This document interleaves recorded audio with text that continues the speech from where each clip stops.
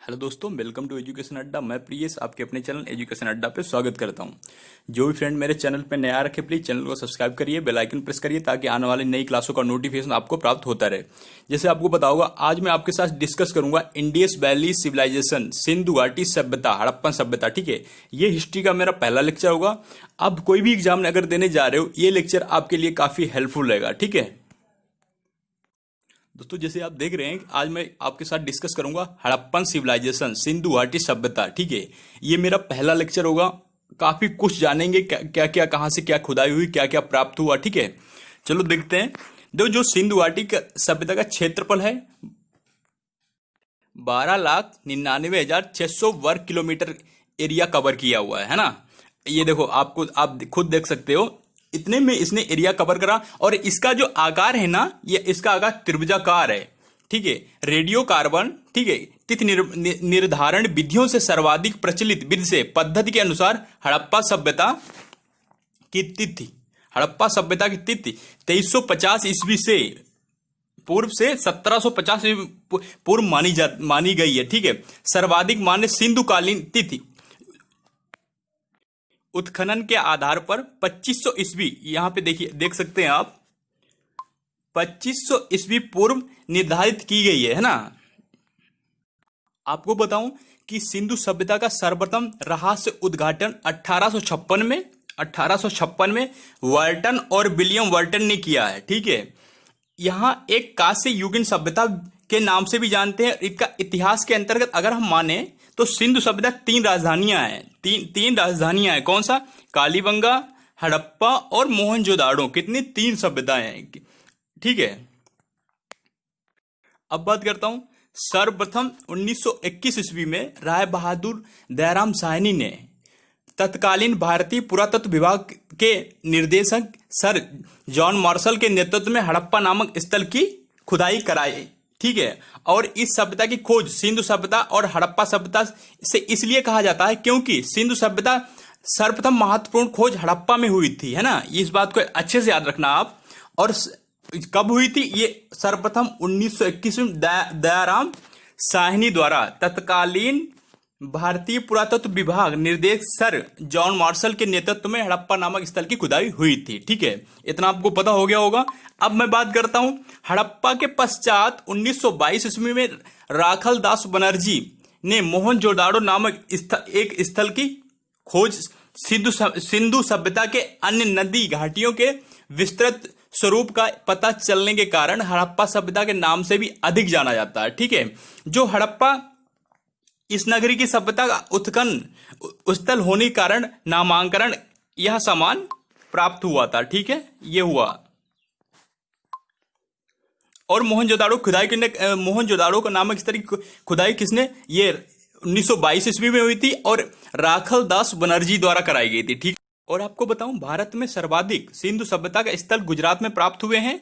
कहां? गुजरात में प्राप्त हुए हैं। मोहनजोदाड़ो, जो मृतकों का टीला भी कहा जाता है, यह तथा और कालीबंगा का अर्थ यह हो काले रंग की चूड़ियां। जो कालीबंगा का अर्थ क्या है? काले रंग की चूड़ियां होता है। ठीक है, सिंधु सभ्यता की प्रमुख विशेषताएं नगर निर्माण योजना थी और एक सुव्यवस्थित जल का निकास।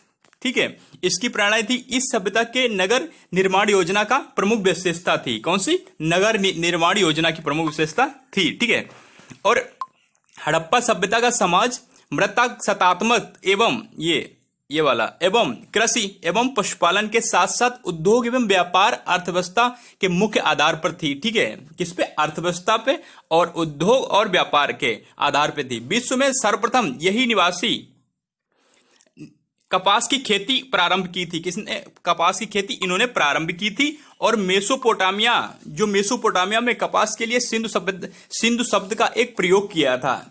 और तथा यूनानियों ने सीडन कहा था। क्या कहा था इन्होंने? यूनानियों ने इसे सीडन कहा था। सिंधु एक यूनानी रूपांतरण है। हड़प्पा सभ्यता में आंतरिक, देखो, हड़प्पा सभ्यता में दो तरीके का व्यापार होता है। एक आंतरिक तथा विदेशी, दोनों प्रकार के व्यापार यहाँ पे होते हैं। अब बात करता हूं माप तौल की इकाई की सभ्यता क्या थी। यहाँ पे 16 अनुपात में थी। कितने? 16 अनुपात में थी। हड़प्पा सभ्यता की प्रशासनिक वाणिज्य वर्ग द्वारा चलाया जाता है और इस सभ्यता में मातृ देवी की उपासना का प्रमुख स्थान, किसकी? मातृ देवी की उपासना का प्रमुख स्थान था। तथा अब बात करता हूं जो पशुपत सुना होगा, पशुपत लिंग योनि, साथ ही पशुपत और लिंग योनि वृक्षों एवं पशुओं की पूजा की जाती थी इसी सभ्यता में। कुबड़ वाला सांड जो होता है इसकी सर्वाधिक महत्वपूर्ण पशु था। कौन सा? कुबड़ वाला सांड इनके लिए एक महत्वपूर्ण पशु था ये वाला, और इसकी पशु और पूजा का प्रचलन था, इसकी पूजा की जाती थी। अब बात करता हूं इस काल में ही मंदिर होने के आवेश प्राप्त होते हैं। ये देखो यहाँ पे मैंने ये मेंशन किया हो, इसी काल में मंदिर होने का आवेश प्राप्त नहीं हुआ। और सिंधु सभ्यता, जो हमारी सभ्यता, सिंधु सभ्यता के निवासी मिट्टी के बर्तन का निर्माण और मूर्त का निर्माण, मिट्टी के बर्तन का निर्माण और मूर्त का निर्माण, मूर्ति निर्माण कलाओं में प्रवीण थे और एवं मोहरे भी बनाते थे। कौन सी? मोहर भी बनाते थे ये लोग। अधिकांश सेल खेड़ी की बनी हुई होती थी। हड़प्पा सभ्यता की लिपि जो भाव चित्रात्मक है और यही लिपि प्रथम में दाएं से बाएं तथा दूसरी पंक्ति में बाएं से दाएं, जो लिपि है ना प्रथम में दाएं से बाएं और दूसरी पंक्ति में हम बात करेंगे तो बाएं से दाएं लिखी गई है ना। इसी लेखन की पद्धति को हम बुस्त्रोफेदम, और आज तक इसी को पढ़ा नहीं जा सका है ना, किसी ने नहीं पढ़ा पाया अभी तक। मैं बात करूं हड़प्पा सभ्यता के शव को दफनाने एवं जलाने की प्रथा प्रचलित थी। कौन सी? शव को दफनाने और एवं जलाने की प्रथा भी यहीं से प्रचलित थी। ठीक है। और सिंधु सभ्यता है ना, इसका निर्माण 4 प्रजातियों में थी। कितनी? 4 प्रजातियों में थी। 4 प्रजातियों में थी। कौन कौन सी प्रजाति हैं देख लेते हैं। Number 1 proto Australoid. कौन सी? प्रोटो ऑस्ट्रेलाइड, भूमध्य सागरीय, अल्पलाइन और मंगोलाइड। ठीक है, ये हो गई दोस्तों। अब मैं बात करूंगा सिंधु घाटी सभ्यता के प्रमुख स्थल, उनके उत्खननकर्ता कौन है, ईसवी नदी और वर्तमान स्थित एवं महत्वपूर्ण साक्ष्य क्या क्या वहां से प्राप्त हुआ। पहले आता है हड़प्पा। पहले क्या आता है? हड़प्पा। ठीक है। इसकी खोज किसके द्वारा की गई थी? इसकी खोज उत्खननकर्ता अलेक्जेंडर कनिंघम। इन्होंने भारतीय पुरातत्व को जनक कहा जाता है, इनको ही हम पुरातत्व का जनक कहते हैं। यह भारतीय पुरातत्व सर्वेक्षण से पहले डायरेक्टर जनरल थे। कब थे? 1921 ईस्वी में सर जॉन मार्शल के निर्देशन अनुसार दयाराम साहनी ने इसी स्थल के उत्खनन रावी नदी के पास, जो वर्तमान पाकिस्तान में, अगर पूछ ले कहां पे है तो पाकिस्तान में है, साहिवाल जिले में है। पहले मंटोगोमरी जिला था। ठीक है। अब बात करता हूं सर जॉन मार्शल भारत में कार्य करने के लिए पहले पेशावर पुरातत्व थे। उत्खननकर्ता के अनुसार दयाराम साहनी एवं माधव स्वरूप वास्तव ने यह साक्ष्य के रूप में तांबे का पैमाना और तांबे की इक्की गाड़ी तथा तांबे की गलने की भट्टी और अन्य गार मिला था। वर्तमान में सिंधु सभ्यता का एक सबसे बड़ा नगर धौलवीरा है। क्या है? सबसे बड़ा नगर धौलवीरा है ना। अब बात कर लेते हैं मोहनजोदाड़ो में। मोहनजोदाड़ो खुदाई कब हुई थी? ये हुई थी 1922 ईस्वी में। 1925 में राखल दास बनर्जी ने नए स्तर की खोज की। पाकिस्तान, ये कहां पे है? पाकिस्तान के सिंध में प्रांत लरकाना जिले में है। सिंधु नदी के तट पर स्थित है। कहां पे? सिंधु नदी के तट पर स्थित है। मोहनजोदाड़ो एक ही मात्र ऐसा है जहां एक स्तूप है ना, एक स्तूप का आवेश मिला है ना, एक स्तूप का आवेश मिलता है। और यहां पे मैं बात करूं तो इसकी 7 बार उत्थान और 7 बार पतन हुआ है। मोहनजोदाड़ो सिंधु सभ्यता का सबसे बड़ा नगर था। यहां पे प्राप्त क्या होता है? यहां पे प्राप्त होता है स्नानघर, अन्नागर, पुरोहित और आवास भवन के कांसे की नार्तिक मूर्ति एवं पशुपति की मूर्ति, सूती धागा आदि यहां से ये चीजें प्राप्त हुई हैं। अब दोस्तों बात कर लेते हैं चाहू दंडो। इसकी खोज हुई थी 1938 में। ठीक है। एमजी मजदूरा और मैके ने खोज की। सिंधु नदी के तट के बाएं तट पर स्थित है। यह एक प्रसिद्ध औद्योगिक केंद्र के रूप में प्रसिद्ध था। चाहू दंडो एकमात्र पुरास्थल है जहां पे वृक्ककार ईंटें मिली हैं। कौन सी? वृक्ककार ईंटें मिली हैं। कांसे की गाड़ियां भी मिली हैं। और चाहू दंडो में लोथल में मनका, कौन सा? मनका का निर्माण का कारखाना मिला है। यह साक्ष्य के रूप में मनका का बनाने का कारखाना और दवात, जो दवात काजल, ठीक है, कंधा और प्राप्त हुए हैं। ठीक है, अब बात कर लेते हैं रंगपुर। रंगपुर में जो रंगपुर है ना, 1953 से 1954 में रंगनाथ राव द्वारा मादर नदी, जो वर्तमान में गुजरात कठियावाड़ जिले में स्थित है। कहाँ पे? कठियावाड़ जिले में स्थित है। अहमदाबाद में मादर नदी के तट पर की गई है। ठीक है, अब बात कर लेता हूं मैं। यह साक्ष्य के रूप में ईद का गुर्द और चावल की भूसी प्राप्त हुई थी। 15 अगस्त 1947 के बाद भारत में खोजा गया प्रांत सिंधु स्थल है ना।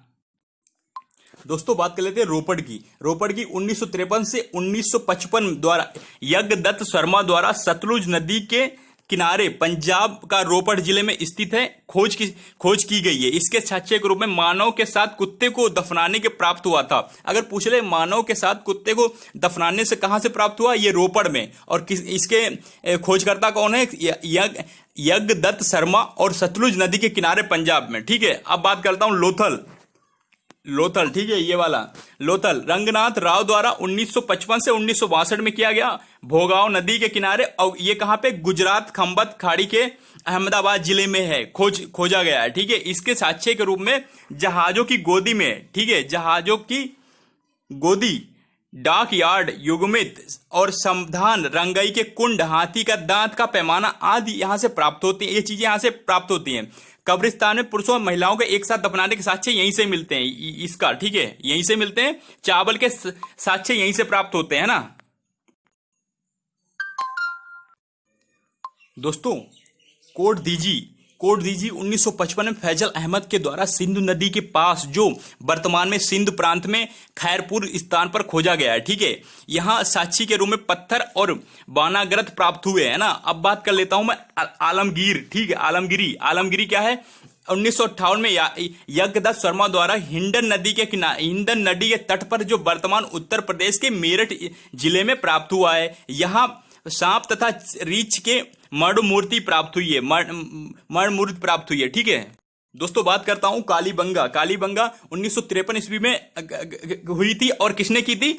अलमनंद घोष ने खोज की थी और बीबी लाल के थापर निर्देशन में की गई थी, और 1961 में उत्पन्न हुआ था। यह हनुमानगढ़ जिले में सरस्वती नदी के घाघर नदी के तट पर कालीबंगा, अर्थ यह है काले रंग की चूड़ियां। मैंने पहले भी आपको बता चुका हूं। प्राचीन साक्ष्य मिला है। ठीक है, यहां पर यह साक्ष्य जूते खेत, अग्नि, बैदिया पक्की ईंटें और यलकृत फर्श प्राप्त हुए हैं। दयाराम साहनी के अनुसार यह हड़प्पा और मोहनजोदाड़ो की सभ्यता सबसे तीसरी राजधानी कालीबंगा सिंधु सभ्यता का एकमात्र स्थल प्राप्त हुआ। मात्र देवी की मूर्तियां प्राप्त नहीं हुई यहां से। ठीक है दोस्तों, बात कर लेते हैं धौलवीरा किसके द्वारा? जेपी जोशी के द्वारा 1976 से 1968 में गुजरात के कच्छ जिले में खोज की गई। जेपी जो डॉक्टर RS बिष्ट ने 1990 इसमें उत्खनन प्रारंभ किया और धौलवीरा में स्थित मानसर अभी तक खोजा गया है। भारत में बड़ा सिंधु नगर है। यह चौथा विशाल हड़प्पा, दोस्तों ये चौथा विशाल हड़प्पा नगर। इसी प्रकार से अन्य 3 नगर हैं। कौन से?